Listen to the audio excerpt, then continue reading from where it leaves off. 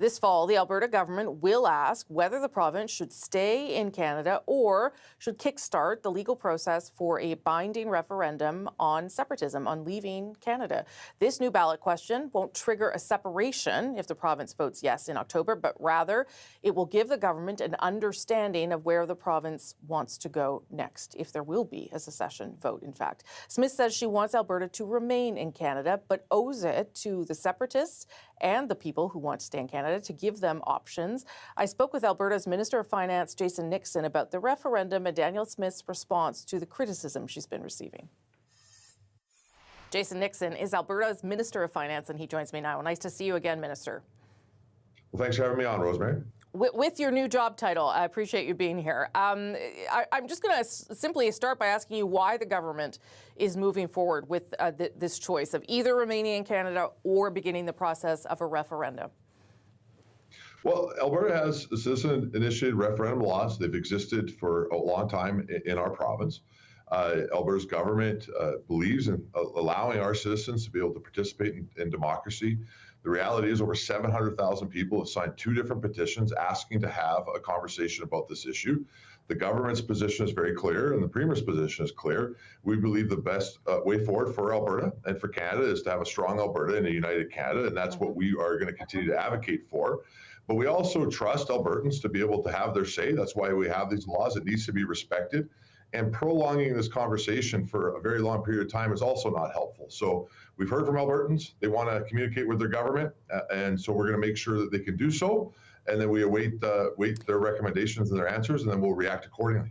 I understand all of that, obviously, but there are also millions of Albertans who don't want this debate. The other option was for the government to simply just walk away instead of now owning the questions yourself. Well, again, but to walk away would be walking away from hundreds of thousands of Albertans. It's not an insignificant amount. Over 700,000 Albertans signed petitions calling for referendums on this issue, including those who, the biggest petition calling for a referendum for people that want to vote to make clear they want to remain in Canada. Right. And so for the government to proceed or not proceed with acknowledging that would be disregarding almost 700,000 voices in the province. And frankly, would be breaking our own rules and laws. So you've said you want to remain in Canada. The Premier has made that clear as well. What is your government going to do to make that case to Albertans? Well, the Premier is already out making that case. I mean, if you've seen her comments this morning, she's very, very clear on her position. She's already out campaigning, and she's made clear that she's going to be all across this province laying out her case for why Alberta and Canada can work together. She also has been working on this issue for the last several years, including just recently, obviously, with the Memorandum of Understanding between her and the Prime Minister, advocating for the removal of the 9 bad laws, putting forward a plan that shows that we can work in cooperative federalism in this country. So she's already doing that work, and now it's her job to go across the province and make that case to Albertans directly, and she's going to do that. Is there anything more that the federal government can do to make that case to Albertans? Is there anything you would like to see from them that would help you in that while you're making that sales pitch to Albertans? Well, look, Albertans are frustrated. I think all of us agree on that. And 10 years of the situation with the federal government under a different prime minister have had a significant impact. We've been sounding the alarm in this province about that for a very long period of time. We have to give credit to the new prime minister and his cabinet, who have worked closely with our cabinet and our premier to try to put forward a plan that will work, that will help deal with some of the legitimate concerns of this province. I really would encourage my federal colleagues to continue down that road and help the Premier build the case of why Canada can work with a strong Alberta inside Canada. And so that would be my best advice to our federal colleagues. We're going to continue the important work on the MOU. Let's get a pipeline built that's going to benefit this province and this country. And let's build a good case for why Canada works with a strong Alberta in it. I'm glad you brought up the pipeline because and now in your new role as Minister of Finance, I wonder if you are worried that this period of instability leading up to October 19th is going to create problems for attracting a private proponent or just securing more capital in the energy industry in your province. Is that a concern that this is now maybe difficult for private investors to come in and see a clear path forward? Well, we're very confident on the proponent, and we're very confident on continuing to see investment in the energy sector here in Alberta. The reality is, of the largest oil producing places in the world, Alberta is still the most secure no matter what. Albertans having a conversation about Confederation and their role in it is not creating as much instability as a war in the Middle East, as an example. But that said, Rosemary, you're right. Yeah. This conversation does create uncertainty. Money does not like uncertainty. What I can tell you is the conversation's happening. The ship has sailed. Hundreds of thousands of Albertans are having it. There's petition locations all across the province. And allowing that uncertainty to take place for much longer will also have negative impacts. So the best thing forward, from my perspective, is to respect Albertans' voices on all sides of this argument and let them be able to express where they stand on this issue once and for all, and get it behind both the province and the country, and then move forward in the most productive way and make sure that Alberta can continue to do what Alberta does, which is produce oil and gas and be the economic engine of the country. And again, I understand the government's desire to have this out and to move forward and put it past you and all the rest. But as you well know, sometimes you end up with results you don't want. David Cameron comes to mind. So I do just want to ask again whether you think there is any risk here, because it seems to me there is. There's real risk for Alberta and for the country. Well, I think what's important to stress, Rosemary, is it's not the Alberta government that wants this question out, it's Albertans. We are unique in Alberta in that we have strong citizen referendum laws that allow our citizens to participate in democracy in the ways that they are right now. This is not the only referendum question that's taking place in Alberta right now. There's people right now collecting petitions on coal, as an example. And us sending a message to those Albertans, if they're successful in that coal petition, that we would not follow through, I think would be very, very unfortunate. And so at the end of the day, Albertans have asked for this, and the province is respecting that.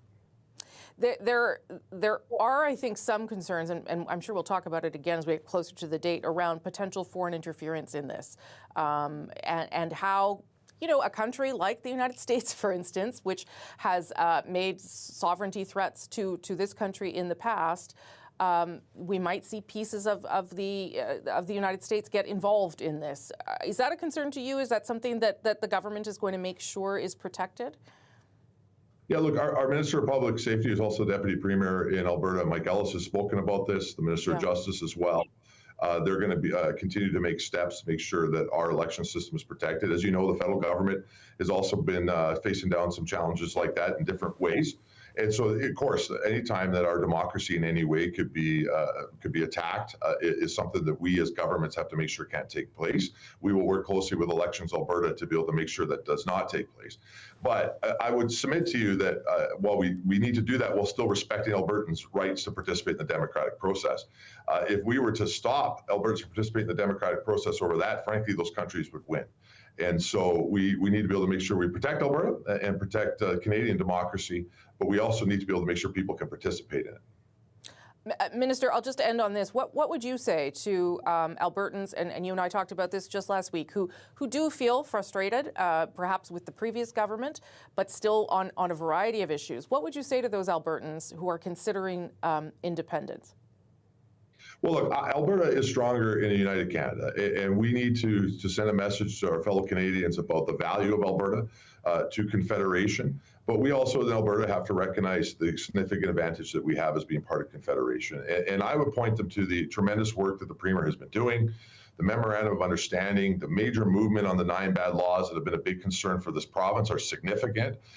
And the results of that are resulting in more jobs and more benefits to both Albertans and Canadians. And so I just hope that we take the time to go look at the benefit of us being together and also recognize that those grievances are being addressed and to take what the Premier says very, very seriously and go forward in that way.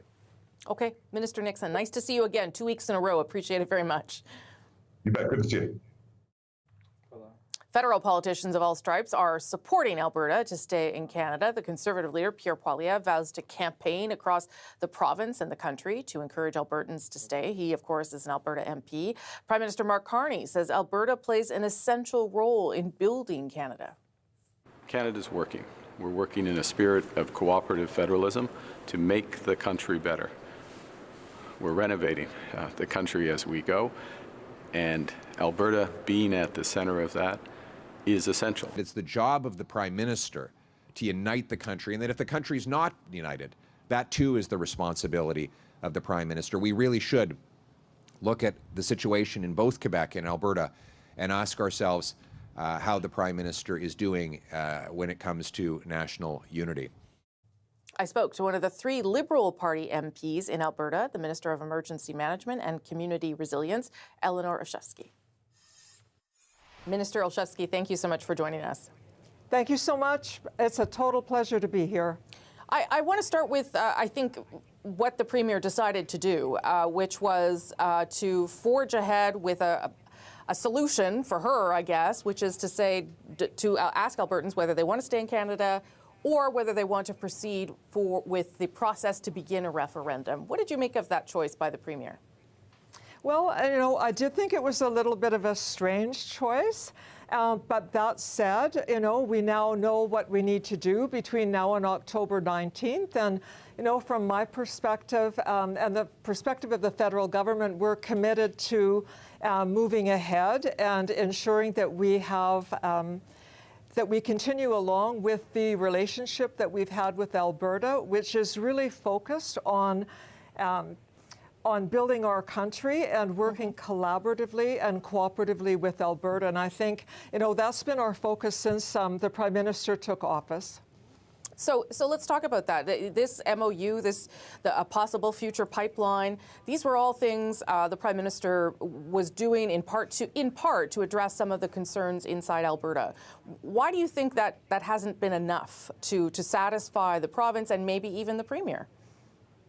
Well, I think that firstly, the steps that we've done with respect to Alberta, they weren't really taken on account of a referendum issue. We really, at the outset, the Prime Minister ran on a platform of uniting the country because we have so many external forces and risks that we need to deal with at the present time. And so that's the platform that he ran on and I ran on as well. And in furtherance of that, we've been working hard with all provinces and territories, including Alberta. The MOU is a really important step, but it's not, and it's a symbol, I think, of our commitment to working cooperatively with the province. But as you say, it isn't everything. And I think Albertans have some Albertans have a sense of frustration that they've felt for a number of years now. What more is the federal government willing to do then to make sure that Alberta stays inside the country? The Premier pointed to issues of immigration, guns. What else is the federal government willing to consider here? Well, as I just said, Rosie, we're going to honestly continue down the path of working as hard as we can to show that the Federation works, that it works for other provinces, that it works for Alberta. And certainly a number of people that I talked to in my writing, and as I've traveled across the province, and in fact into other provinces as well, I was in Saskatchewan yesterday, I think people see the progress that's been made with respect to our discussions with Alberta, the progress that's been made in terms of unifying the country. And I'm hoping that Albertans see that we are completely committed to making sure that we listen to Albertans, that they're a strong voice. And as I say, that we stop talking past each other and work collaboratively and cooperatively, not just for the benefit of Albertans, but for the benefit of the entire country. Given those examples there, given the work that the Prime Minister and you and others have done, are you surprised that the Premier is even putting this on the table, the possibility of a referendum? Because I wonder, Minister, whether it doesn't suggest that she doesn't believe that there's been enough progress. You know, in my own discussions with the Premier and having listened to her on a number of occasions, she's been very supportive of how well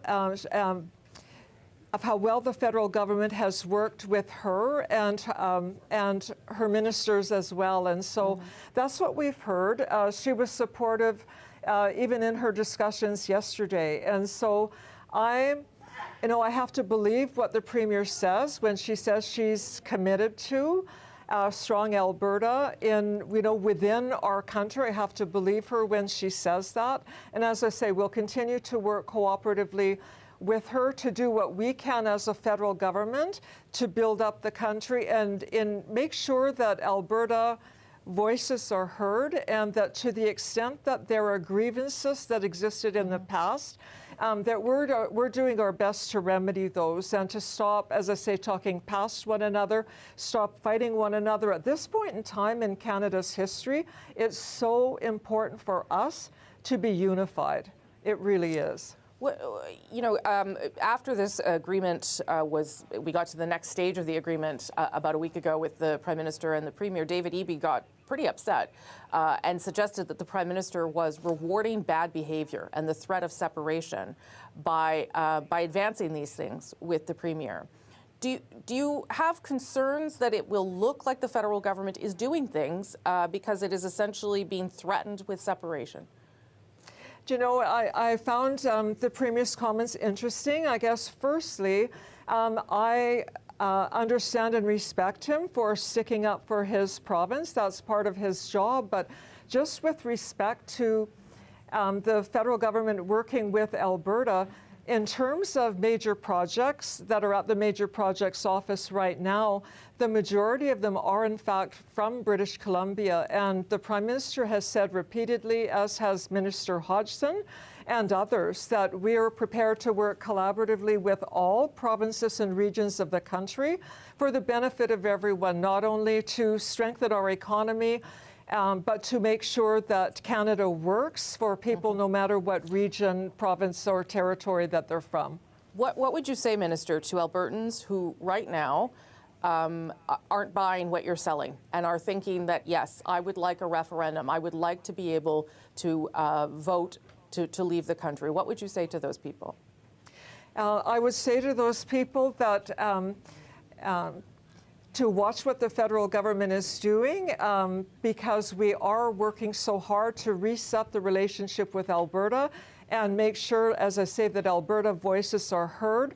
You know, we live in the most amazing country in the world, and I think when push comes to shove on October 19th, and I hear it from so many people in my riding and across the province as well, I believe that Albertans all across the province are going to step up. They're going to step up for Canada. I truly believe that. I believe that most Albertans see the strength of our province, and our province within a united Canada. And there may be grievances. We won't always agree on everything. That's absolutely never going to be the case. But I think what we've shown is that when we collaborate, when we cooperate together, we can do things like we can sign an MOU and the subsequent agreements that have been the offshoot of that. And we can do a number of other things for the benefit of not just Alberta, but for the other prairie provinces as well. And I'm thinking of, you know, the agreement that we made with China that was so beneficial to Western farmers. And so I'm confident that in the end, Albertans will see that, they'll see how hard we're working, and that they will be committed to this beautiful province within our most amazing country. Okay, Minister, we'll leave it there. Thank you so much for your time today. Thank you so much. My pleasure. Thank you. Obviously, there's lots of reaction in Canada to this idea of moving ahead on a referendum for Alberta's future. I'd never do it. Premier Smith knows how I feel. She wants to, I guess, protect her 30% base. It's not going to win, as far as I'm concerned. So what does this separation threat, what does the referendum mean for the rest of the country? How is Ottawa and others responding? The Sunday Scrum standing by. This is Rosemary Barton, live.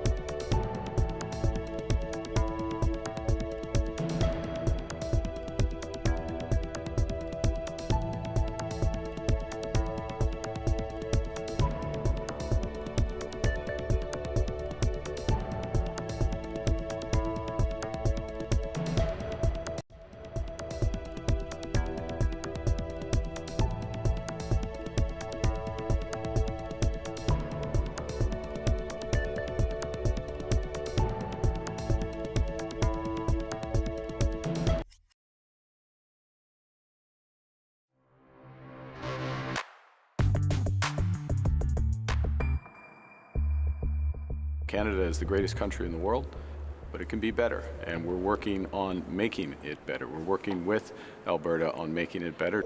We want Albertans to understand that they can have an even better future in our country, a country where their resources are unblocked, where their legitimate property, including their firearms, are respected, where their streets are once again safe with criminals locked up. The Prime Minister and the opposition leader there speaking on Alberta pushing ahead with this referendum question. What pressure does this put Ottawa under? What to make of the response from some of the other provinces? Let's bring back our Sunday Scrum. Danielle Thibault is the Chief of the Parliamentary Bureau for Radio-Canada here in Ottawa. Sherelle Evelyn, Managing Editor of the Hill Times, also in Ottawa. And in Calgary, Rob Breckenridge is a columnist for the Calgary Herald. Good to see everyone again. Sherelle, I'm going to start with you. What did you make of how the Prime Minister responded to this on Friday? Obviously, he's been doing lots of work to try and make sure that Alberta feels like the federal government cares. But what did you make of his response on Friday? Well, it's kind of right now, I guess it's kind of the only response he can make. You can't really say as the Prime Minister, this referendum question is silly. Let's, cut it out. You have to make it feel like you're working with everybody and cooperating and not, alienating people further. The metaphor of, him touring a construction site on Parliament Hill and saying this is, Canada's a work in progress, basically, and we're all working to renovate it and make it look pretty. It's hard work, and it's something that will have to be done. So I do think that is about the only thing he probably could have done right now. Sure. But I wonder if there will be more of a presence at least from the Prime Minister. I don't know, maybe from the Prime Minister, from his office, from his MPs, to make the case more stridently about what the cons of this sheet are for Alberta to separate from Canada. Yeah, I mean, I didn't think it was his most impressive outing in terms of a response to something, Danielle, but I also take Sherelle's point. You really have to walk a fine line. You don't want to further inflame people. You don't want to dismiss the concerns. Anyway, you give me your sense of how he handled it, that first outing anyway. Yeah, you don't want to look like you don't care. And that's right. And that's right. He had to say something. And until now, the Prime Minister and I would say a lot of politicians here in Ottawa were very, very prudent on that particular front. When Prime Minister Carney was asked about Alberta and the prospect of another referendum in Quebec as well if the Parti québécois is elected, he stayed clear from giving a straight position, talked about the Clarity Act, talked about the need of the question. It's not the case. It's not important in this case, but the need for the question to match the Clarity Act. I think last week was on Friday was the strongest he came out to make the case for Canada. Strongest still a little weak. It forced everyone to take position. Mr. Poilievre had been very prudent as well on that front, and I think it forced him even before Premier Smith came out with her nation's address on Thursday night. Mr. Poilievre had to say something. It's a fine line because, and I've mentioned the prospect of another referendum in Quebec. Whatever the government is going to say on this side is being watched by the separatists, by the Parti québécois militants in Quebec, and they're keeping an eye on that, thinking, if he's saying that for Alberta, what does that mean for us? And that's why they have to be prudent on that front. And Rob, I imagine, people watch what the Prime Minister says. He's certainly, public opinion polls suggest, very popular in the province still. But I wonder if what he says is as important as what he does. His actions are actually perhaps more important. Yeah, it is funny, the polarization here, where you've got, anywhere from a quarter to 30% of Albertans open to separation, and you've got kind of the same amount, 30% or even a little bit more, saying they support the federal Liberals. So it's kind of an interesting snapshot of where public opinion is at right now in Alberta. You're right, though. I mean, clearly actions are going to speak volumes in all of this. And so we've got, with the backdrop of this referendum, a couple key milestones coming up where Alberta is going to be submitting this pipeline proposal to the major projects office, and then ostensibly in October we would get a federal approval of that. I mean, if everything goes as planned on that front, I think it takes a lot of the wind out of the sails of the separatist side in Alberta. If things go sideways, then maybe that's a different kind of ballgame. So I think that's where the focus needs to be. I think what the Prime Minister is talking about is the idea of showing Alberta and showing Canadians really in general that we're working to make things better, to show that this country can work to a more productive, cooperative federalism. I think all of that plays well. There is a dilemma, though, in terms of not just the Prime Minister, but federalists outside of Alberta, because you're not going to win over the separatists necessarily, but I think it's also important then that you engage with and motivate federalists to make sure that they're motivated. They're not sitting on their hands, that there's no complacency around this referendum. So that fine line in being engaged, but not seen as interfering. So it'll be interesting to see what kind of message the Prime Minister sends out to his cabinet, his caucus, about how to address all of this. And, are there any sort of rogues in the Liberal backbenches? Stephen Guilbeault comes to mind as someone who might rock the boat a little bit on some of this. Yeah, it's interesting because you're right. You have to mobilize federalists to make sure that they get the outcome they want, and they don't just stay home and end up with an outcome that they didn't expect. Sherelle, Danielle mentioned Pierre Poilievre. It was a very strong answer and a forceful answer even before this happened, this address by the Premier. But I don't think, as an Alberta MP in particular, he had any choice but to make it really clear where he stands on this. Yeah, no, he didn't have a choice because he's an Alberta MP now, he's being asked, and he's been asked for months about where he stands on this. And he had said in the past, he stands for Canada and he's a federalist, etc.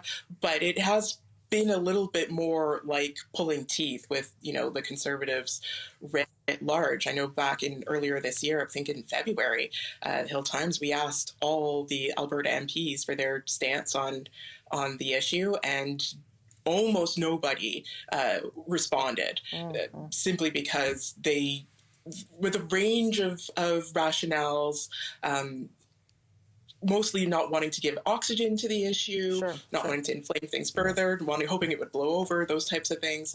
But now the fact that there is a question, that this is clearly moving forward, with the exception of a few, names come to mind like Stephanie Cousy or Garnet Genuis, MPs who've been vocal about standing up for Canada as a united country. People now have to pick a side, and they represent areas where separatism is kind of the dominant ideology. Then that could have potentially political implications for them. So, but now they don't really have an option. Yeah, I imagine everyone will be asked that as they all return here to Ottawa tomorrow. Danielle, on Pierre Poilievre and how he's responded? He had to say something. He's the one who's Alberta MP, first of all. He's also speaking to those Albertans who are looking at separating. That movement is largely part of Pierre Poilievre's movement as well. So he's got some traction possibly there. He can talk to them. He can convince them. He can bring them forward. I'll be interested to see how he was still pretty critical of the Prime Minister's offer to Alberta. How does he manage to be critical against the federal government, and yet convince Alberta that still have a place in the federation, and that something may come their way? That's going to be an interesting exercise for him. Yeah, that's a very tricky position for him too. Rob, I'm out of time, but Sherelle, Danielle, and Rob, I hope the two gentlemen will come back. Thank you for being here. It was nice to see you. Okay. And Sherelle, nice to see you as always. All right. Have a good rest of your Sunday, guys. Appreciate it. So what does Alberta's referendum mean for First Nations in the province? The government is sidestepping a court decision, saying the separation petition ignored a duty to consult. This is part of their way to get around it. How will Canada's treaty obligations play into this? I'll ask the chief of the Athabasca Chippewa First Nation next. This is Rosemary Barton Live.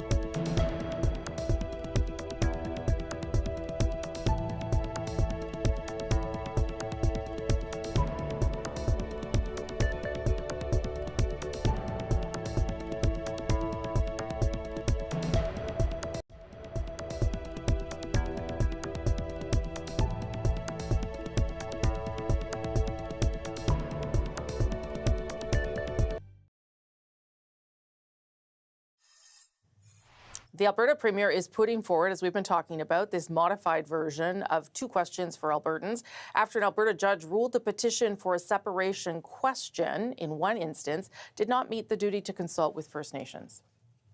The court does not allow for a binding referendum because of a recent court decision, which we're appealing. But I want to get an indication from Albertans about, are we going to have this debate? Which direction are we going to go? If that side wins, That's Premier Smith speaking with David Cochrane on Power and Politics on Friday, saying the government is appealing that court's decision while moving forward on a question about whether the government should, in fact, move towards a separation referendum. That's one of the options that will be on the table. I spoke with the chief of the Athabasca Chippewa First Nation earlier. Chief Alan Adam, thank you so much for joining me. I know you're on a holiday, so thanks for making a little bit of time there for us today. Thanks for having me on the air.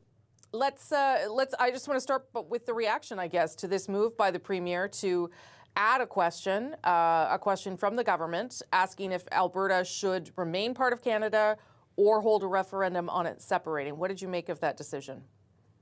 It's a win for us still. You know, it's a great position to be in because now, you know, she puts the question before Alberta, do you want to have a referendum on a referendum? But reality sinks in real quick. My approach to this and my advice would be altogether to cancel it out. Do not hold a referendum. Do not appeal the court hearing that was given down by the courts. Live up to it. And, you know, I'll give you a prime example of what leadership is all about.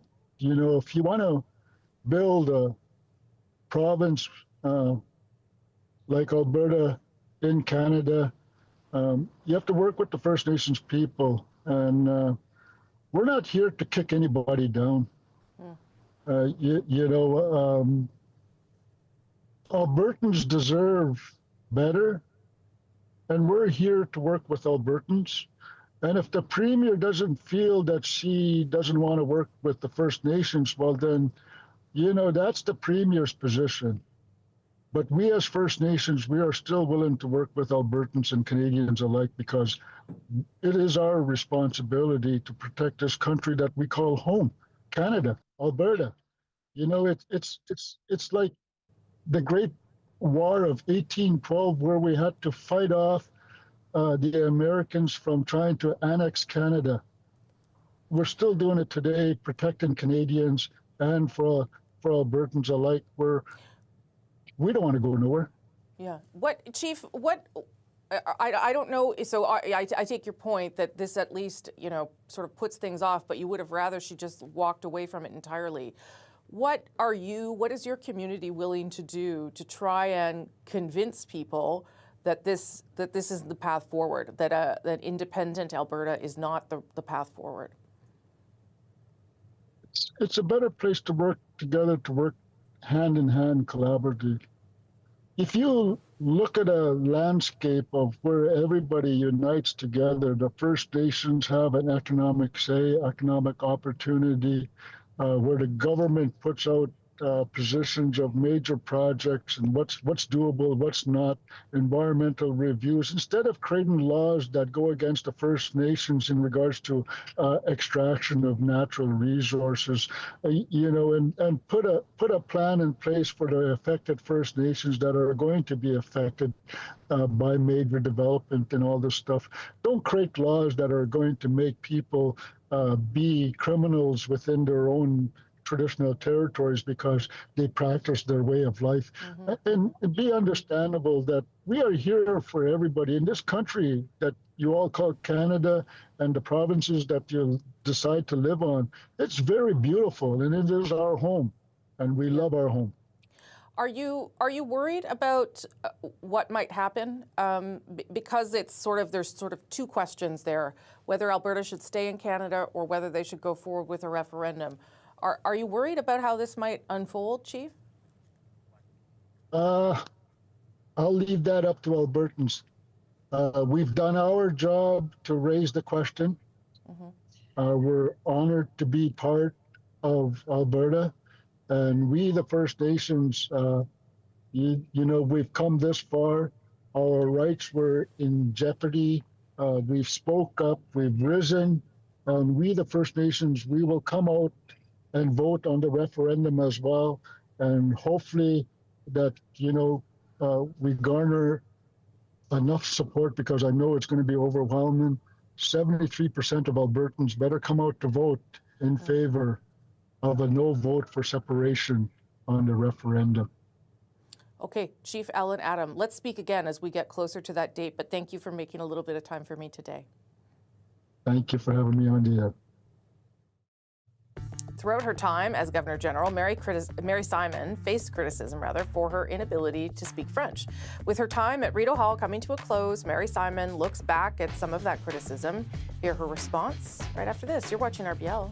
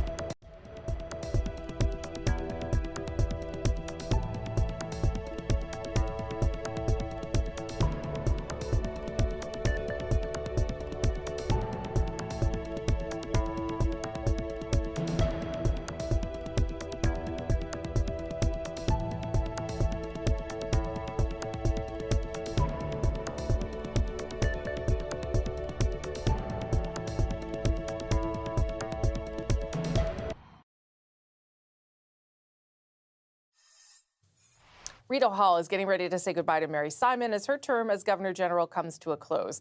Simon's term was filled with big moments for the world and Canada. She started at the height of COVID-19, witnessed the papal apology for residential schools, the death of Queen Elizabeth II, and the coronation of King Charles III. Simon also faced criticism throughout her tenure as Governor General for not speaking French, despite the fact that she is fluent in both English and Inuktitut. Earlier, I spoke to Simon about her reflections on the ups and downs of her term as Governor General and those monumental moments she was a part of over the last 5 years.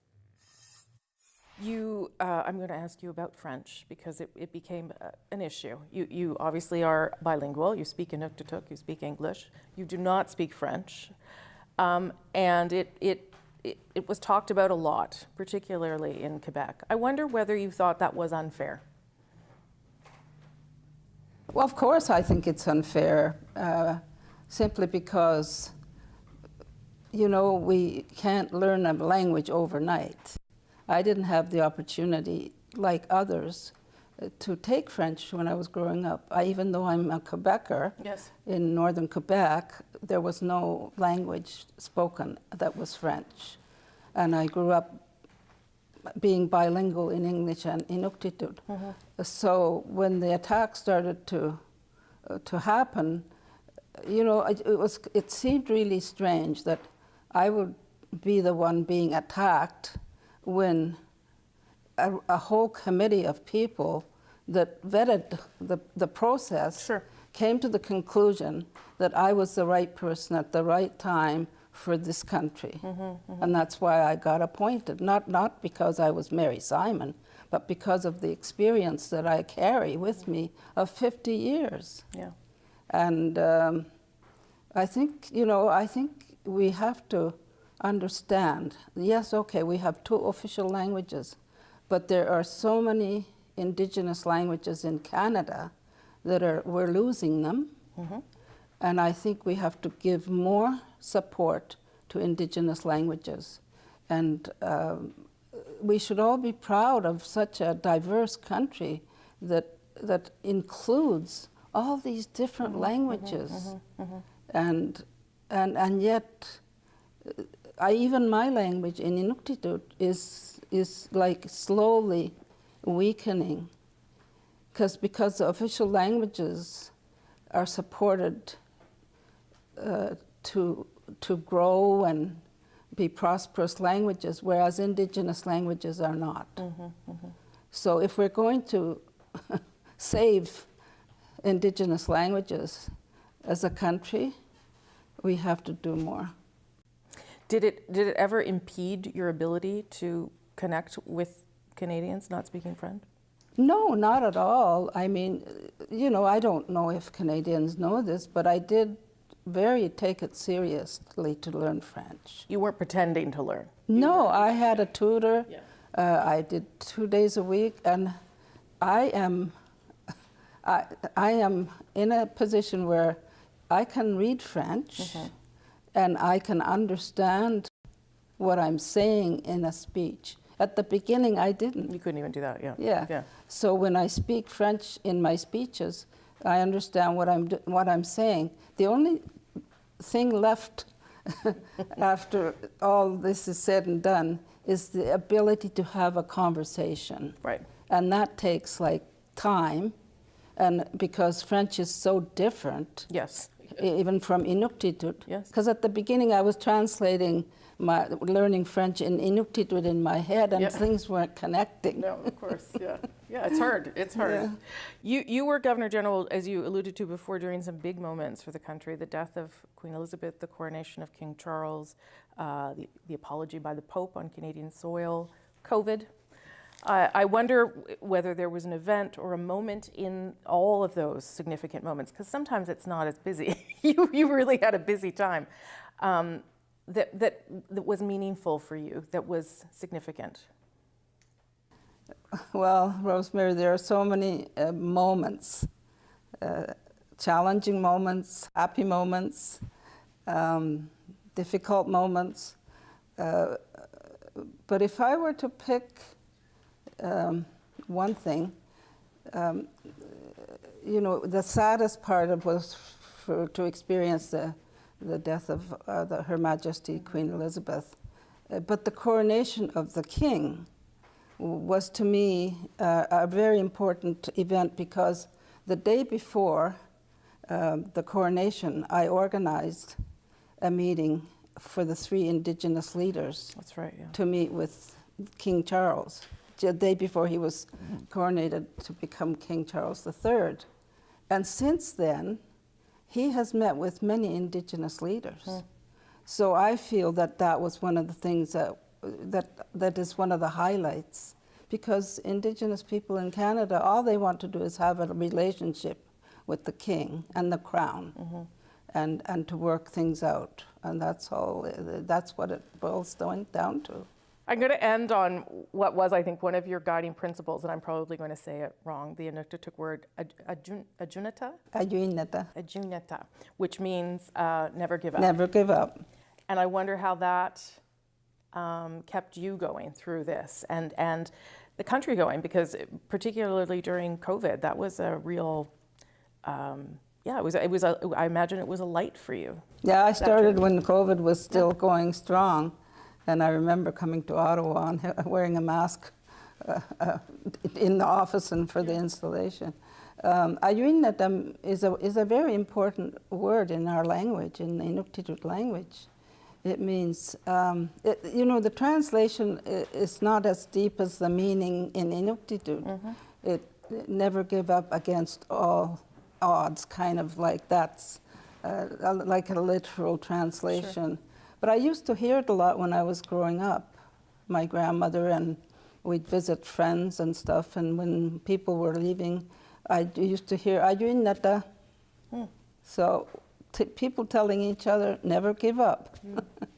And when I started here, I made it one of the words that we use here a lot, and in my speeches. Yes, yeah. Well, it's a lovely word, Ayuinnata, and thank you. You too, Ayuinnata. And congratulations on, thank you so much. Your time as Governor General. Thank you so much. Thank you very much.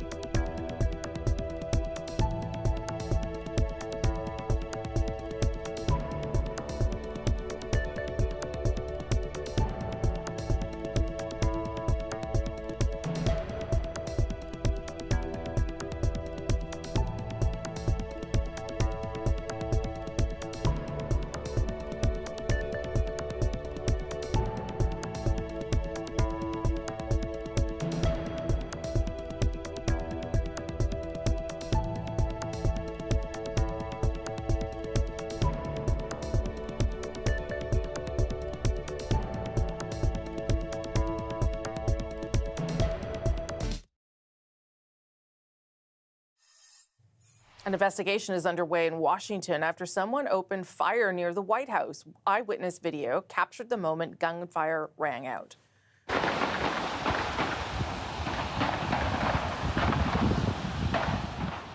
Officials say a person approached a White House security checkpoint and began firing at officers. The Secret Service shot the suspect, who died later in hospital. One bystander was also injured. U.S. President Donald Trump was inside the White House at the time, and the Secret Service say he was not affected. But this incident is the latest in a string of recent shootings near the president's residence. Trump posted to Truth Social after the shooting, thanking the Secret Service and law enforcement for their quick response, and mentions how this incident is just now 1 month after the White House Correspondents' Dinner attempted shooting. He goes on to say how important it is for future presidents to get the most safe and secure space of its kind ever built in Washington. Western premiers are gathering on Monday and Tuesday in Kananaskis. Alberta will definitely be up for conversation. Thank you for watching. See you back here next Sunday, if not before.